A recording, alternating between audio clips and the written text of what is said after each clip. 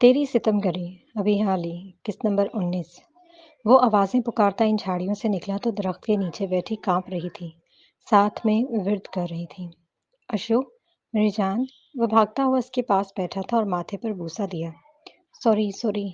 या अल्लाह तेरा शुक्र है। बेसाख्ता उसकी जुबान से निकला था। वो उसे अलहदा होते उसके आंसू साफ कर रहा था जब टिप टिप शफाफ कतरे उसकी हथेली पर आ गिरे थे। इसका नाजुक जिस्म तूफान की जद में आती डाली की मानंद लटक रहा था। वो एक हाथ उसके हिजाब से पिन निकालता इसका हिजाब पलट गया था। अशनाल वक्त की जिंदगी में ये दिन भी आना था कि उसने जंगल में कुछ देर अकेला रहना था।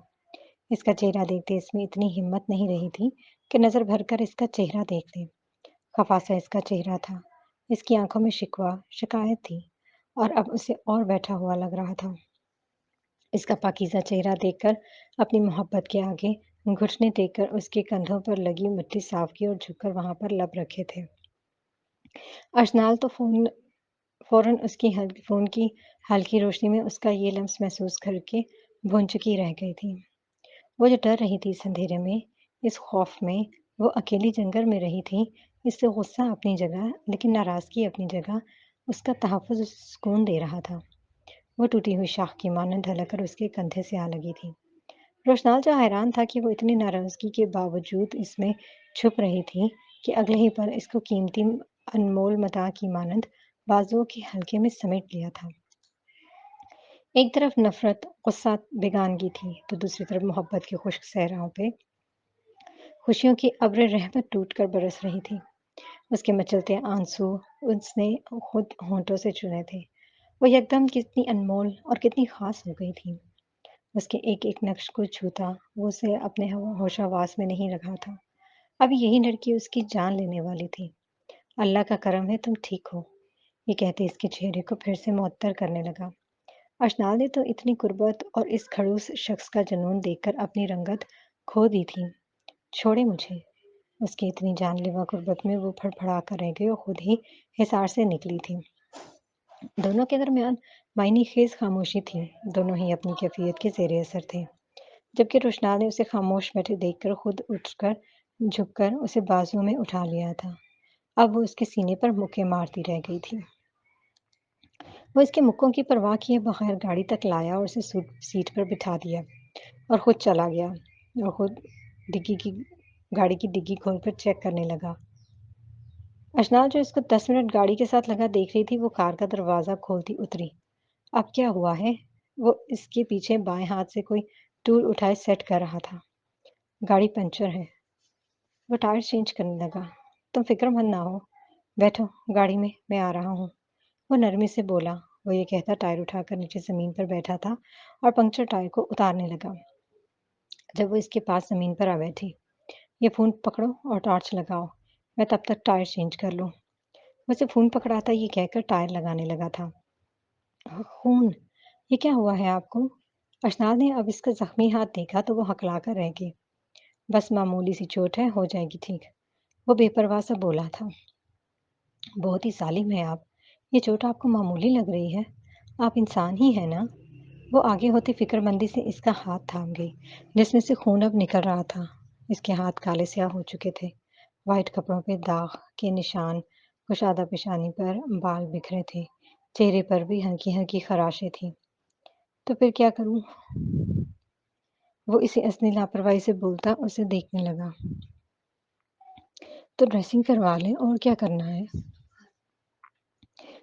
ये तुम्हारा दिमाग पेपर देते वक्त निकल कर कहीं गिर तो नहीं गया?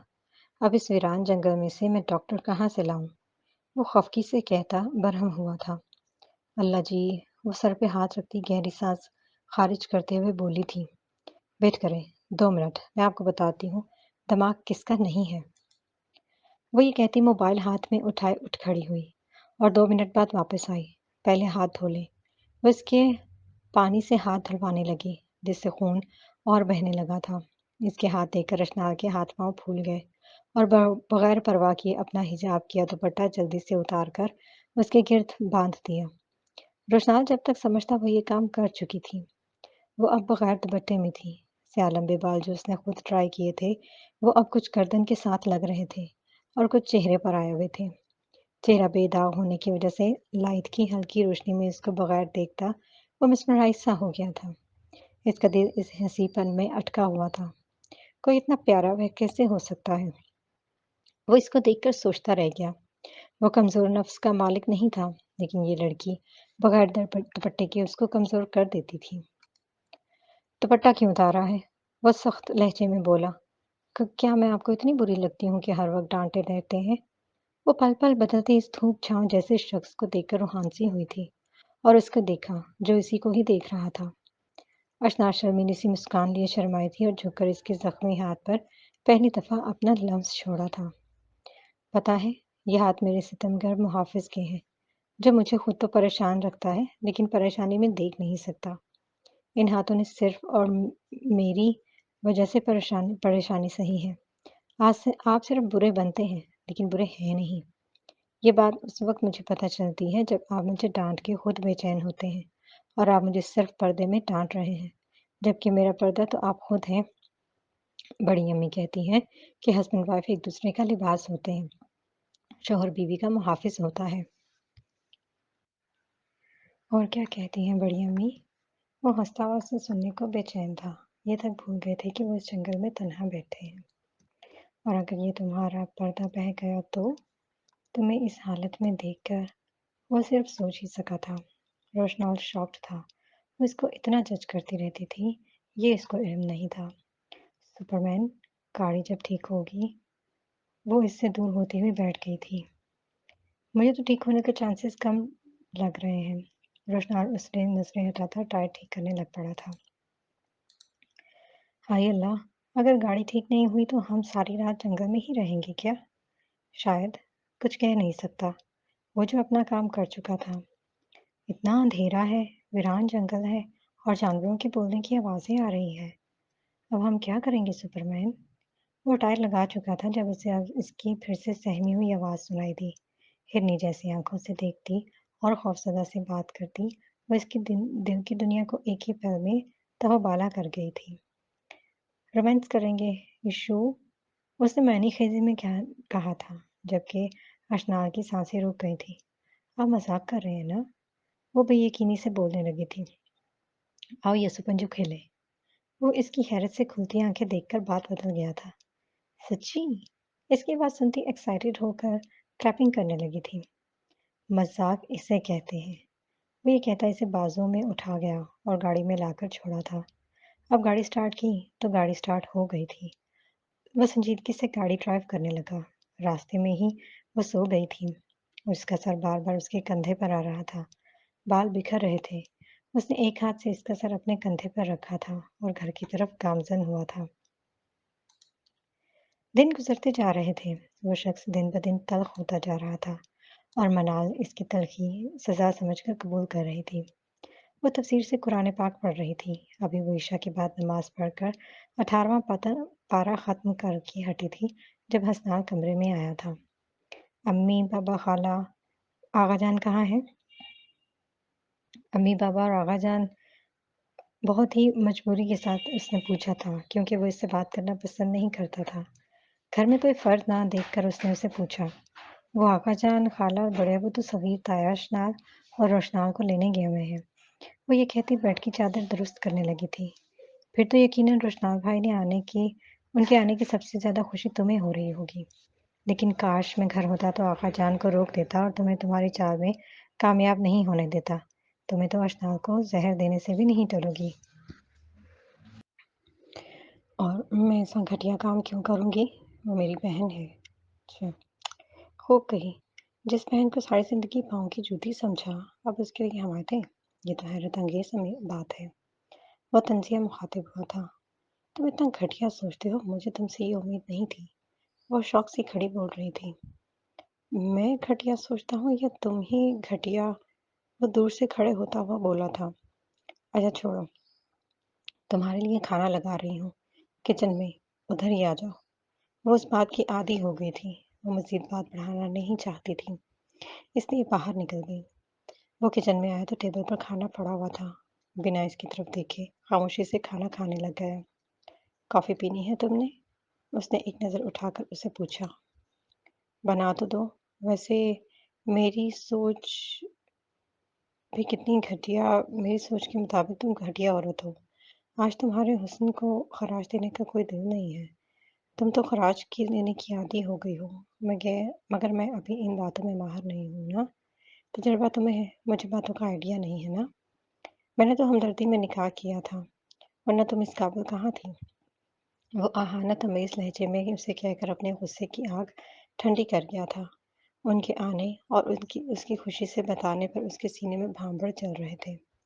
वो जो इसके जवाब की मुंतज़िर थी, इसकी इतनी गिरी हुई बात सुनकर उसकी आंखें वीरान हो गई थी। वो सर्द पड़ गई थी। इसको सांस लेने में दुश्वारी हो रही थी। कुछ देर बाद उसके असाब ढीले पड़े तो अपने लहजे की बदसूरती का एहसास हुआ। इसे महसूस हुआ कि उसने बहुत गलत कह दिया है और वो ऐसे जाहिल तर्ज अमल का आदी तो नहीं था। इससे पहले भी वो इससे कितनी दफ़ा तौहीन कर चुका था, मगर आज के अल्फाज बहुत ज़्यादा संगीन थे। उसकी तरफ देखा, उसकी मतवहश होती आंखें और सर्द पड़ता चेहरा देखकर बहुत ही पशेमानी हुई थी। अगर वो मुजरिम थी, तो उसे कोई हक नहीं पहुँचता इसकी किरदार कशी करने में। वो साकत से खड़ी ऐसे ही स्पॉट चिढ़ा लिए खड़ी थी, मगर सांस लेने की कोशिश में उसकी सिसकी उभरी थी। मनाल उड़ता उसकी तरफ आया, उसके शाने पर हाथ रखता उसे पुकारा था, जो अब सिसक रही थी। वो जो नीचे देख रही थी, इसके हाथ पकड़कर चेहरा उठाने पर चेहरा फेर गई। सॉरी, मैंने बहुत गलत अल्फाज इस्तेमाल किए। वो बोझिल लहजा लिए बोला था, मुझे ऐसा नहीं कहना चाहिए था। वो इसके कंधे पर दबाव डालता उसकी बदलती तबीयत को देखता घबराकर बोला था, आदतें डाल कर तवज्जो की यकदम जो बदलते हैं, कमाल करते हैं। मैं जितनी भी गलत थी, लेकिन मेरा किरदार ऐसा घटिया नहीं था। मैं सच में किसी को नहीं वर्गलाया, किसी को नहीं अपनी जानिब माइल किया। मैं हसद परस्त ज़रूर थी, लेकिन नफ्स परस्त नहीं थी हसनाल। हसाल ऐसी नहीं, मेरा यकीन करो। ये कहकर वो स्लैब पर हाथ रखे फूट-फूट कर रोने लग पड़ी थी। वो मुश्किल सांस ले रही थी। तुम मेरा यकीन ना करो, लेकिन एक हसद की वजह से मैंने अपनी ज़ात तो कोड़ी की कर ली है। तुमने तो दोस्ती के रिश्ते का भी भरम नहीं रखा। इसके बारे में हम बाद में बात करेंगे। छोड़ो इस टॉपिक को फ़िलहाल के लिए। तुम्हें आराम की ज़रूरत है। मैं तुम्हें रूम में छोड़ आता हूँ। मेरे पास वक़्त नहीं है। फिर मैंने निकलना भी है। वो ये कहकर आराम से उसे कमरे में ले आया और उसे बेड पर बिठाया। लहज़ा फिर से तल्ख़ हुआ था। कहाँ? मनाल उसके जाने का सुनकर बेयकीन सी हुई थी। फिर भी एक दफ़ा कन्फ़र्म करना ज़रूरी समझा था। काम पे? और कहाँ? हँसनाल को अपनी पुश्त पर इसके काँपते हुए हाथों की सरसराहट महसूस हो रही थी। वो फिर भी संगदिल बना हुआ था। पर आज इधर ही रुक जाओ ना प्लीज़। मैं अकेली कैसे रहूँगी? मनाल ने उससे अर्ज़ की थी। तो अब मैं तुम्हारे घुटने से लगकर बैठ जाऊँ? वो तल्ख़ी से बोला, लहजे में नरमी ज़रा भी नहीं थी। नहीं, मेरा ये मतलब नहीं था कि अगर तुम जाना चाहते हो तो चले जाओ। मैं रूम लॉक कर लूँगी। वो इस तल्ख़ी वो इसकी तल्ख़ी से घबराई कि मुबादा वो उसे फिर से गलत अल्फ़ाज़ ना कह दे। वो इसे छोड़कर सोफ़े पर बैठता अपने लैपटॉप से कागज़ और पेंसिल निकाल कर बैठ गया और कुछ लिखने लग पड़ा। इसको देखते ही मनाल की आँखें बार-बार नम हो रही थीं। वो सोच रही थी कि वो इससे मोहब्बत ना सही, हमदर्दी के रिश्ते में रुक जाए, लेकिन वो सिर्फ़ सोच ही सकती थी, क्योंकि वो नर्म शख़्स अब बिल्कुल बदल गया था, जो इसे माफ़ करने को तैयार ही नहीं था। मनाल के दिल पर बोझ-सा पड़ा हुआ था। उसका दिल मतलाने लगा। उसकी तबीयत ख़राबी उसे खुद नहीं पता चला। मनाल, मैं जा रहा हूँ, डोर लॉक कर लो। हसन ने इसको दिल पर हाथ रखे झुके देखा और उठ खड़ा हुआ। वो इसकी बात सुनकर अपने कांपते वजूद को संभालती बमुश्किल उठी थी।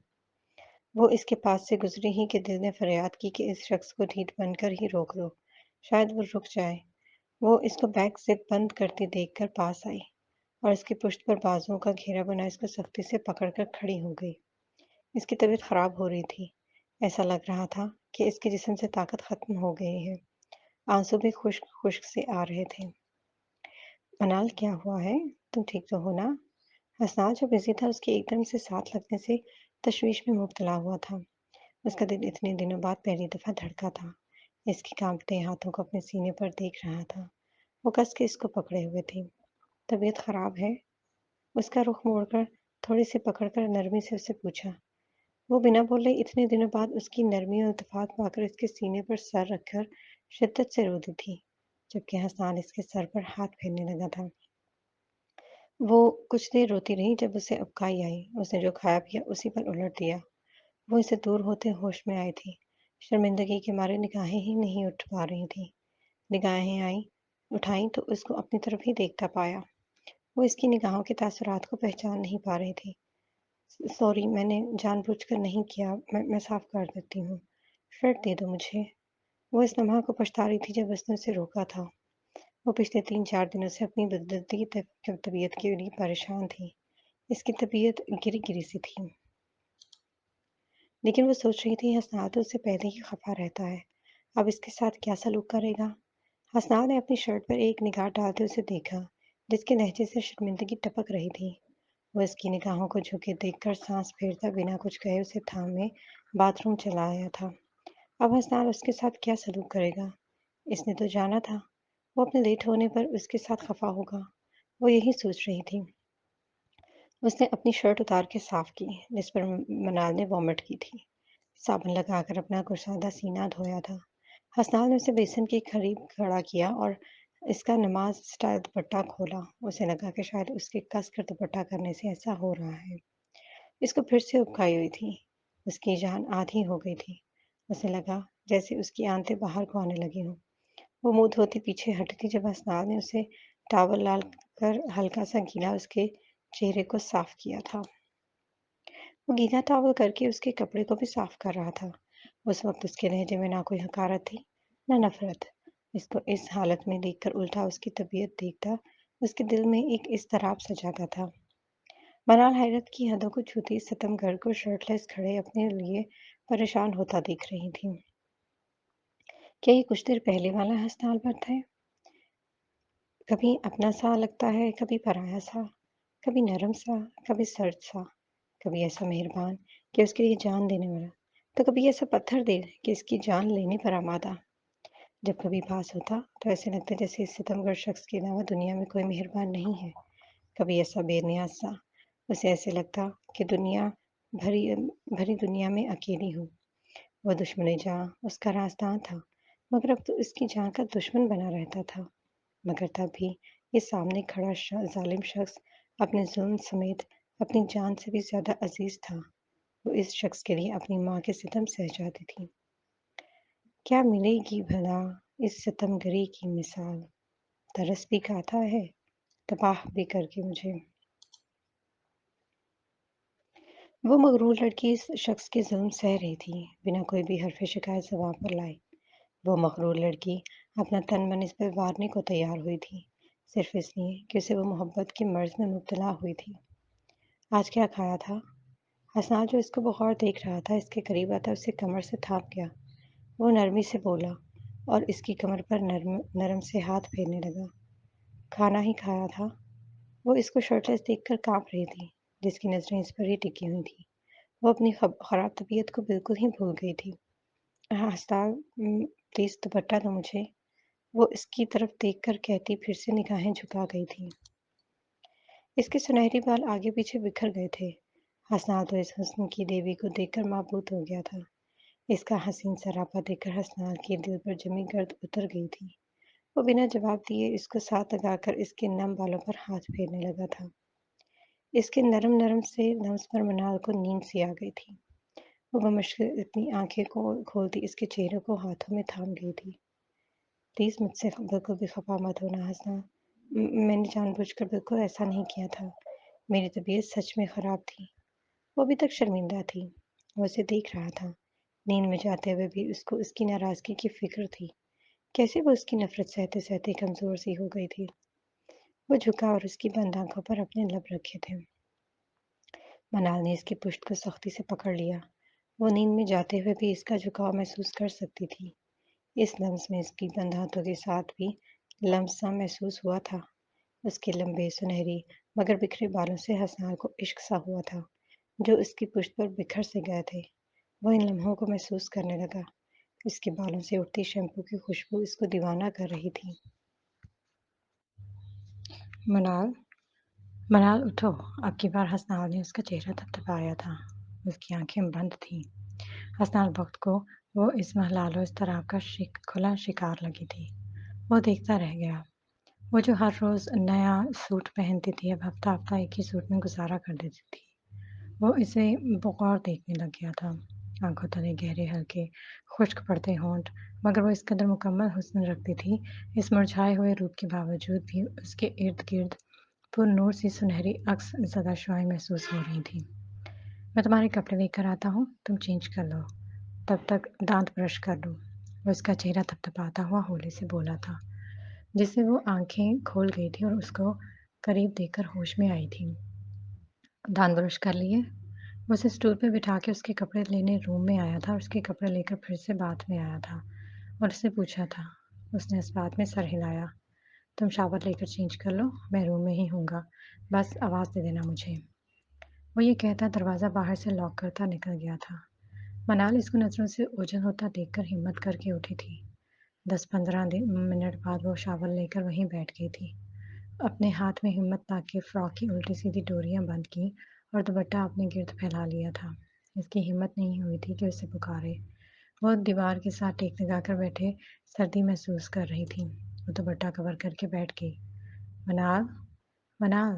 اسے لگا کہ اس کی طبیعت خراب نہ ہو گئی ہو۔ وہ جو باہر پرسکون سا بیٹھا تھا اندر سے آواز نہ پاتا دیکھ کر باتھ میں آیا اور ناک کیا اور خود ہی دروازہ کھولا۔ اس کی سوچوں کے عین مطابق وہ ٹیک لگائے بیٹھے کانپ سی رہی تھی اور دیوار کے ساتھ سر ٹکائے آنودگی میں جا رہی تھی۔ ادھر کیوں بیٹھ گئی ہو پاگل لڑکی؟ مجھے آواز دے لیتی تو میں آ جاتا نا۔ اس کو کانپتے دیکھ کر متفکر سا تھوڑا سا غصہ ہوگا اور اونچا بولا تھا جس سے اس نے آنکھیں کھولی تھیں۔ میں نے کوشش کی تھی لیکن مجھ میں اتنی ہمت ہی نہیں تھی۔ وہ دھیمی سی لہجے میں بولتے اس کا دل دھڑکا چکی تھی۔ اسے کانپتا دیکھ کر نفی میں سر ہلاتے اس کو بازو میں اٹھا لیا۔ منال نے اس کی گردن میں منہ چھپایا۔ اپنے دونوں بازوؤں کو اس کی گردن کے پیچھے وہ اس کے سینے پر ٹکا گئی تھی۔ اس کو کانپتا دیکھ کر وہ بیڈ پر بٹھانے کی کوشش کر رہا تھا لیکن وہ تو اس کے ساتھ جیسے چمٹی بیٹھی تھی۔ منال! 2-3 دفعہ پکارا لیکن کوئی جواب نہیں آیا۔ اسے لگا کہ وہ جان بوجھ کر رہی ہے، اس نے جھک کر اسے دیکھا لیکن وہ گہری نیند میں تھی۔ کمفرٹ کھینچ کر اس کے اوپر ایسے ہی کر دیا اور ساتھ میں خود بھی آدھا کور ہو گیا۔ یار کیا مصیبت ہے اب! وہ اسے دیکھ کر اب سچ میں جھنجھلایا تھا۔ وہ اس کو ساتھ لگا دیکھ کر غصہ ہو رہا تھا تو اس کا ضبط آزما رہی تھی۔ نہ اسے اٹھنے دے رہی تھی اور نہ لیٹنے۔ وہ اس لیے گھر نہیں آتا تھا کہ وہ لڑکی اس کا ضبط آزماتی تھی، اس کی سادگی ہی اس کو آزماتی تھی، ورنہ اسے آج تک یاد نہیں پڑتا کہ وہ صبح تیار ہو کر اس کے سامنے آئی ہو۔ وہ خود سا دل مرد وہ خود ہی اس کی سادگی کے ساتھ ہی اس کی بہک جایا کرتا تھا۔ اب وہ اسے مکمل طور پر آزما رہی تھی۔ اس نے زبردستی اس کے بازو میں اپنی گردن سے آزاد کروایا اور خود آ گیا۔ دوسری سائڈ پر آ کے منال کی طرف بیک کر کے لیٹ گیا۔ تھوڑی دیر بعد وہ ضبط کے پہرے بٹھا کر لیٹا رہا جب اس کا ہاتھ اپنی گردن پر محسوس ہوا۔ اس نے سر اٹھا کر دیکھا تو وہ گہری نیند میں سوئی ہوئی تھی۔ حد ہے ویسے، دل کر رہا ہے 2 کھینچ کر لگاؤں۔ وہ بڑبڑایا تھا۔ اس کا دل کیا 2 کھینچ کر واقعی لگا دے جو اسے سونے نہیں دے رہی تھی۔ وہ ہاتھ آنکھوں پر رکھے پھر سے لیٹ گیا مگر نیند تھی کہ آنے کا نام ہی نہیں لے رہی تھی۔ اس نے سر پٹک کر منال کی طرف رخ کیا تھا لیکن اس کی پیٹھ اس کی طرف تھی۔ نہ چاہتے ہوئے بھی اس کو کھینچ کر اپنے قریب کر لیا۔ وہ صرف اس کے سر پر ہاتھ پھیرنے لگا تھا جو خود تو چین میں تھی لیکن اب اسے بے چین کیا ہوا تھا۔ پتہ نہیں تم میں ایسی کون سی مقناطیسی کشش ہے کہ میں نہ چاہتے ہوئے بھی تمہاری طرف کھینچتا چلا جاتا ہوں۔ منال حاکم بخت! میں جانے انجانے میں ہی تمہارے سحر میں گم ہو جاتا ہوں۔ میں موقع دینا چاہتا ہوں تمہیں کہ تم اپنی بے گناہی کا یقین دلواؤ مجھے۔ میں تمہارے ساتھ ایسا سلوک کرتا نہیں چاہتا۔ تم اتنی بے مایا ہرگز نہیں ہو منال حاکم بخت کہ تمہاری تصدیق کی جائے۔ اس روپ میں تو بالکل بھی نہیں۔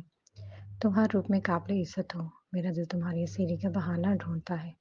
میں چاہتا ہوں کہ تمہیں ایک موقع دوں، تم مجھے اعتبار دلواؤ۔ وہ اس کے پرسکون چہرے کو دیکھتا، اس کے ماتھے پر انگلیوں سے اپنا نام لکھتا ہوا اس کی بند آنکھوں کو دیکھتا بڑبڑایا تھا۔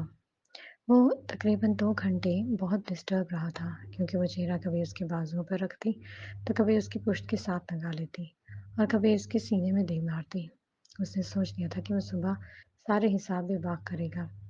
وہ یہ سوچتے سوچتے نیند کی وادیوں میں کھویا کہ اسے خود نہیں پتہ چلا۔ Superman, Superman! اس نے 2 3 دفعہ پکارا تھا۔ وہ کوئی جواب نہ پا کر اس کے کمرے میں آئی تھی، لیکن وہ یہاں پر بھی نہیں تھا۔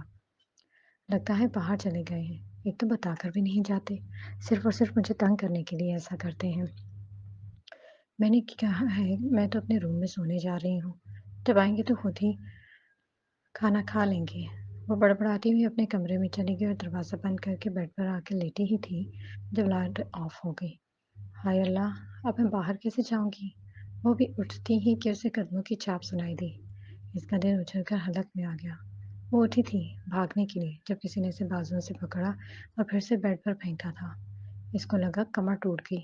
درد اور سسکی اس کے منہ سے نکلی تھی۔ کون ہو تم؟ اس کی حلق سے آواز ہی خوف کے مارے پھنسی پھنسی سی نکلی تھی۔ اس کو اپنی آواز کھوئی کھوئی سی محسوس ہوئی۔ اسے اپنی عزت کا بھی خطرہ محسوس ہوا تھا۔ بے وجہ سے اس کی آنکھوں میں آنسو نکلنے لگے تھے۔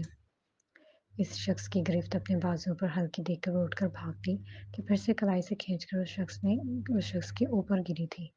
مانو اس سے خوشبو محسوس کرتے جہاں اس کی جان میں جان آئی تھی، وہاں خوف کی بھی ڈر آئی تھی۔ وہ اس کے سینے پر اس کی قمیض سے ہی اپنا رویا رویا چہرہ صاف کرنے لگے۔ بہت بہت برے ہیں آپ، بہت ظالم۔ کوئی ایسا کرتا ہے معصوم جان کے ساتھ؟ آپ بہت پتھر دل ہیں سپرمین، ایسا تو نہیں ہوتا۔ ہم پتھر دل ہی سہی مگر پارس جیسے، کسی روز ملو ہم سے تمہیں سونا کر دیں گے۔ وہ گھمبیر لہجے میں کہتا اس کی ننھی سی جان کو ہوا کر گیا تھا۔ اب بتاؤ، اس پارس کے ہاتھوں سونا ہونا چاہتی ہو؟ وہ پھر سے بھاری آواز میں بولا تھا۔ وہ اسے پتھر کہہ کر پچھتائی تھی۔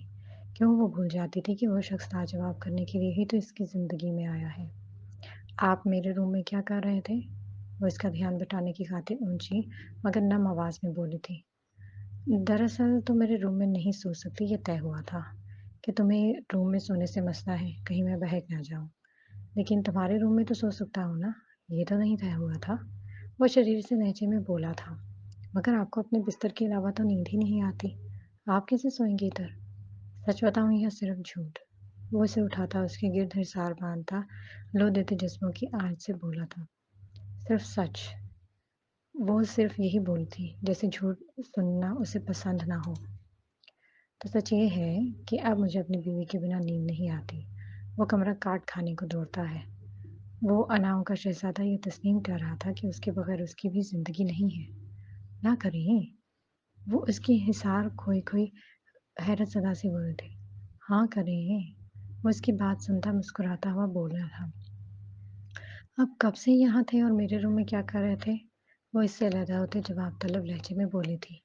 میں نے تو ادھر ماؤنٹ ایوریسٹ کی چوٹی سر کرنے کا یونیک سا پلان بنایا تھا، لیکن مجھے یہاں اب بالکل بھی ارادہ ایسا نہیں لگ رہا اور کامیابی کے چانسز بھی بالکل زیرو لگ رہے ہیں، لہٰذا آج سگریٹ ہی پھونکوں گا۔ اس کی بات سنتی جھٹ سے علیحدہ ہوئی تھی اور اسے منہ زور شخص کی بات سن کر اپنے کانوں سے دھواں چھوڑتا ہوا محسوس ہوا تھا۔ میرے کمرے سے نکل جائے 1 منٹ کے اندر اندر، یہ نہ ہو کہ کوئی شے مار دوں آپ کے سر پہ۔ وہ اس کی معنی خیز باتوں سے پہلے تو گھبرائی تھی، لیکن پھر جو منہ میں آیا وہ بولتی چلی گئی۔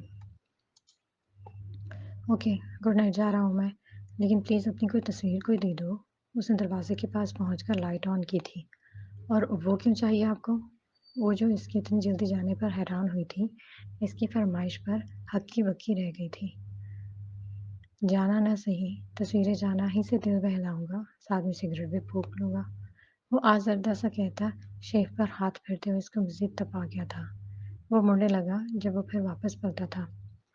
اچھا بات سنو، یہ سپنجو کھیلو گی؟ ایکچولی میں آیا تو یہ سپنجو ہی کھیلنے تھا۔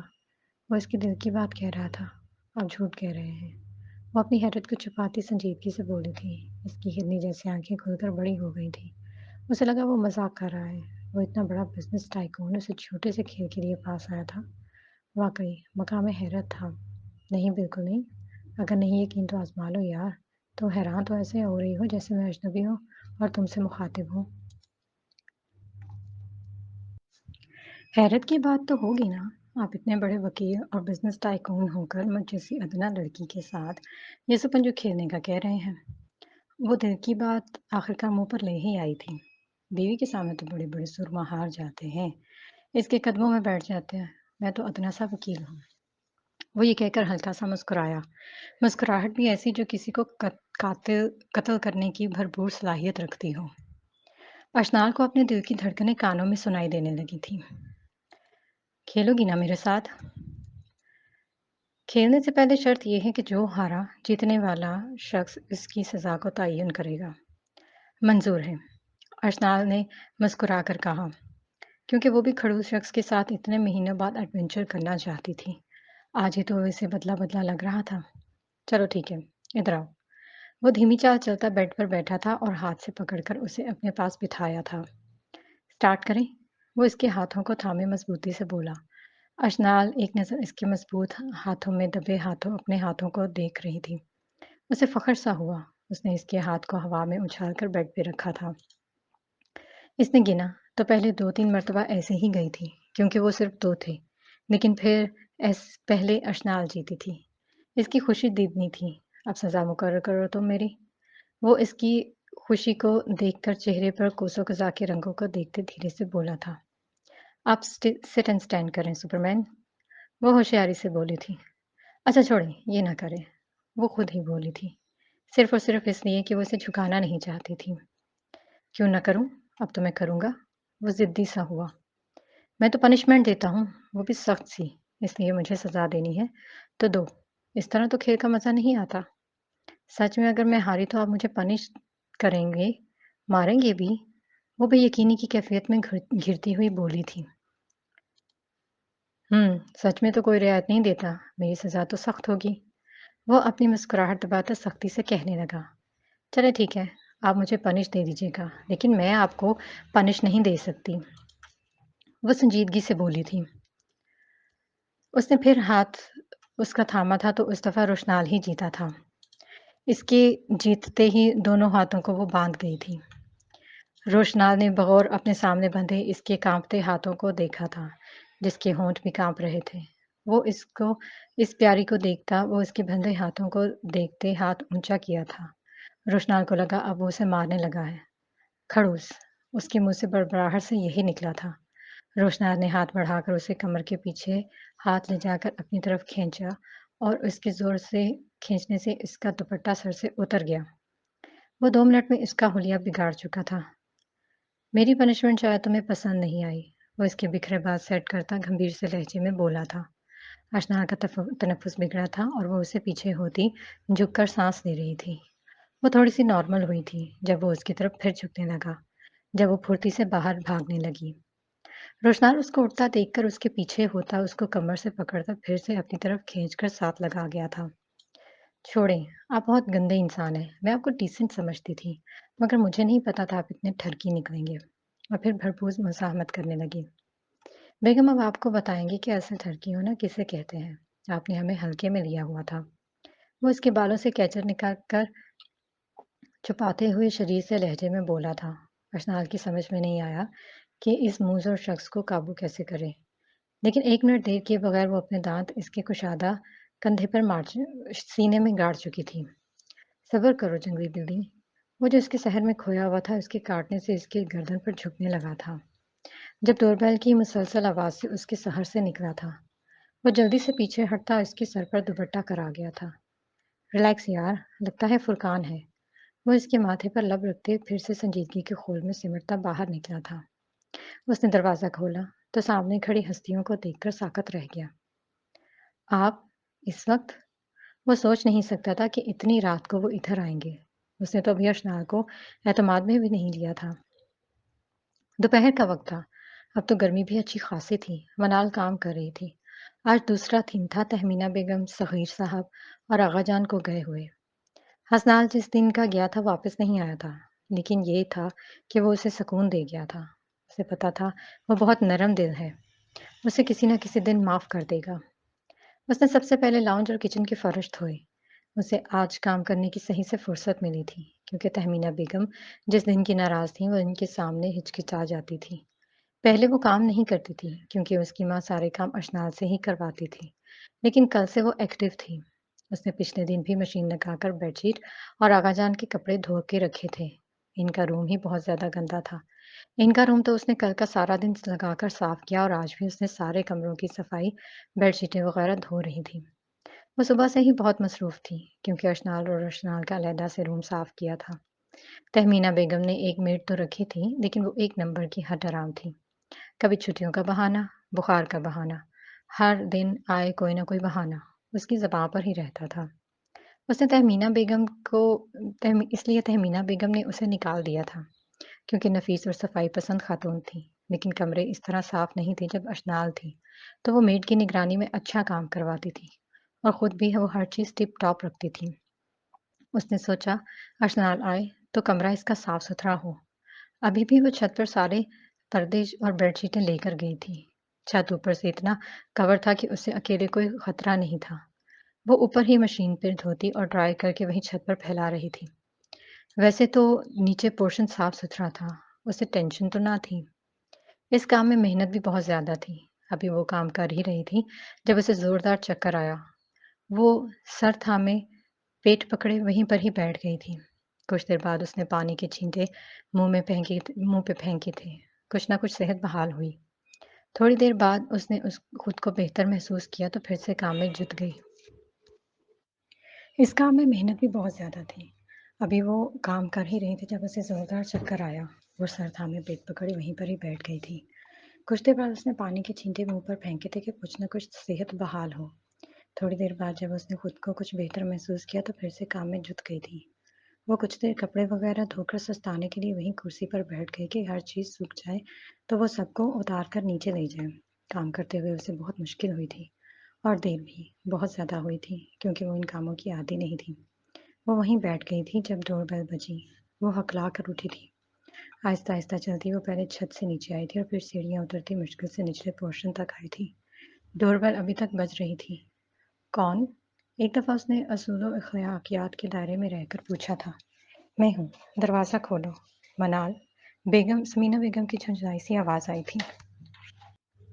इतने दिनों बाद माँ की आवाज़ सुनकर मनाल की एकदम से आँखें भर आई थीं। उसने सोचा कि वो माँ को सारी बात बताए कि हसन ने उसे एक मौका देने की नवीद सुनाई है। ये सोचते उसकी आंखों में खुशी के आंसू आए थे। वो जैसे भी थी, इसकी माँ थी। माँ की आवाज़ ने उसके अंदर नया सूर फूंका था। वो जल्दी से दरवाज़ा खोल गई थी, लेकिन माँ के पीछे एक जवान जहान लड़के को देखकर हड़बड़ा कर रह गई थी। वो इसी की तरफ देख रहा था जो माँ के गले लगने को बेताब थी। उस लड़के की गंदी निगाहें अपने ऊपर देखकर अपना दुपट्टा सर पर सही किया था, जो कि पहले ही ठीक था। उसको अपनी तरफ देखते उसने चेहरा गैर इरादी तौर पर दुपट्टे से ढांपा और आंखों में इतनी सख्ती रखकर घूरा कि उसके माथे पर बल पड़ गए थे। वो लड़का इसकी चुभती नज़रों से गड़बड़ा कर रह गया था। अच्छा बेटा, आप जाओ। बहुत बहुत शुक्रिया आपका। बेटी के इतने अजीब तासुरात देखकर समीना बेगम ने दरवाजे पर खड़े होकर खुश अखलाक होकर लड़की को कहा था और ज़ुबान के साथ आंखों ही आंखों में उसे इशारा दिया था। वो दरवाज़ा बंद करके पलटी तो मनाल कहीं नहीं थी। वो सीढ़ियाँ चढ़ती हुई ऊपर आईं। उसे लाउंज के सोफ़ों पर कवर चढ़ाते हुए देखा। घर में कोई भी नहीं था। ये तुम काम क्यों कर रही हो? और सब नज़र नहीं आ रहे। वो कहाँ गए? वो साड़ी का पल्लू संभालते तशवीशज़दा लहजे में पूछने लगी। वो रोशनाल और रोशनाल को लेने गए हुए हैं और मेरा घर है, मैं ही काम करूँगी। मनाल ने एक नज़र माँ की तरफ देखकर कहा, जो गोल्डन और ब्लू साड़ी में सही तैयार लग रही थी और उनके चेहरे के रंग एकदम से बदले थे। वो कहती बिल्कुल, नए रूप में उन्हें हैरान कर गई थी, हालांकि वो काम बिल्कुल भी नहीं करती थी। अच्छा, तो ये चाल थी उनकी। मेरे निकलने के बाद इस बुड्ढी को आराम नहीं आया और पोती का प्यार फिर से जाग उठा। और देखो ना, मेरी बहन भी शुरू से ही मीसनी है। हर वक्त इसका प्यार इस मनहूस गुलमोही के लिए उमड़-उमड़ कर आ रहा है। पर ये जो कुछ भी करे ना, कोई फ़ायदा नहीं। अब जो मैं करूँगी, वो ये सारी ज़िंदगी याद रखेंगे। देखती हूँ, मैं वो कैसे इस घर में आती है। वो छटांग भर की लड़की अब मेरा मुकाबला करेगी। मैंने इस कलमोही को ज़िंदा छोड़ा तो वो इधर रहेगी ना। ये सुनते ही होशो-हवास में नहीं लग रही थी और इस पर बरस बरस पड़ी थी। अम्मी आप ऐसा कुछ नहीं कहेंगी और ना ही मैं आपको ऐसा कुछ करने दूँगी। वो जिस कुशन पर कवर लगा रही थी वो वहीं फेंकती, माँ के बाजू थामती चीखती हुई कहने लगी, देखती हूँ कैसे रोकती हो मुझे। समीना बेगम ने उसके झटके से बाजू छुड़ाकर गुस्से से कहती अंदर चली गई थी। पीछे से वो जल्दी से कमरे में आई اور حسنال کے نمبر پر کال کرنے لگی، لیکن اس کا نمبر بند تھا اور منال جانتی تھی وہ کام کے دوران پاور آف کر دیتا تھا۔ اس نے آغا جان کو کال کی لیکن انہوں نے بھی اٹینڈ نہیں کی تھی۔ آخرکار تنگ آ کر اس نے غصے اور بے بسی سے موبائل نیچے پھینکا اور وہیں نیچے بیٹھ کر پھوٹ پھوٹ کر رونے لگی تھی۔